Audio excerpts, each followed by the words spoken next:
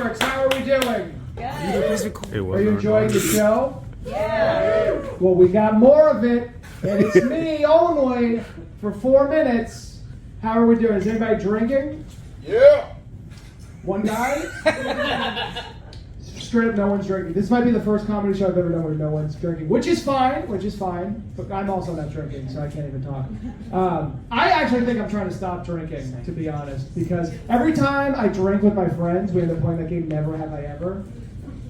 And I don't even know why that game is called Never Have I Ever. Like, that game should just be called Have You Done Anal? That game should take 30 seconds to play, tops.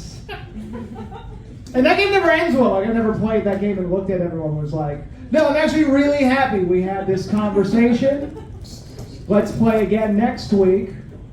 If you've never played it, it seems like it would be a clean game, right? Like that you can play with your family. Like, Never Have I Ever. It sounds clean, but then you play it and it's like a dirty, disgusting game. Never Have I Ever. It sounds like you would play and you would be like, never have I ever dated a Pisces, right? But it's not. You just play and everyone's like, who's done cocaine? Who sucked a dick? And then you all just point at each other. Have you ever seen the fucking Spider-Man meme?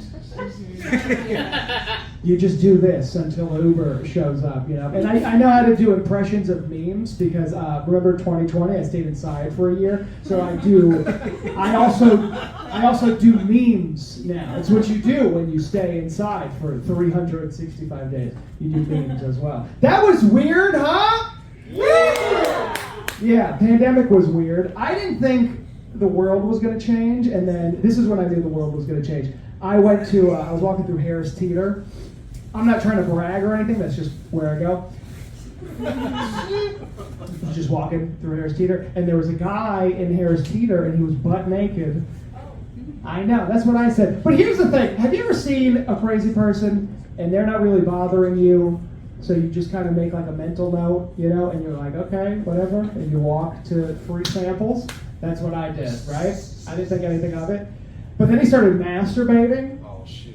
I know, so I got the manager, you know, I called him, and the manager went up to this naked man in Harris Teeter, and he was like, Sir, can you please just wear a mask?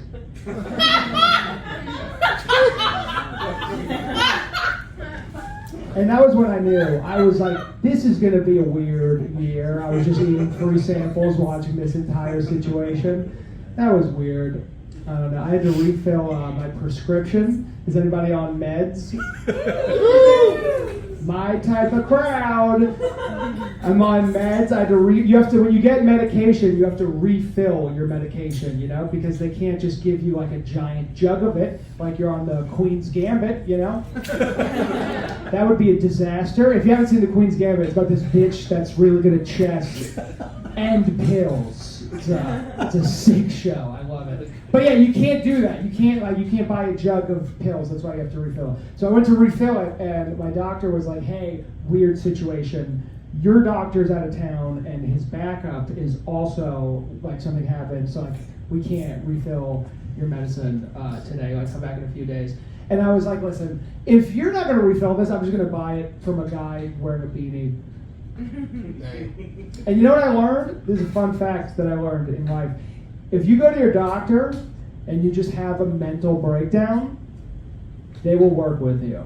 That's what I learned. They were like, we don't have your medicine. And I was like, I'll buy it illegally and snort it. And then they were like, you can come in tomorrow. And I was like, okay. And then I got my medicine. It was so easy. So, all right. We're going to go back to doing other shit. Thank you.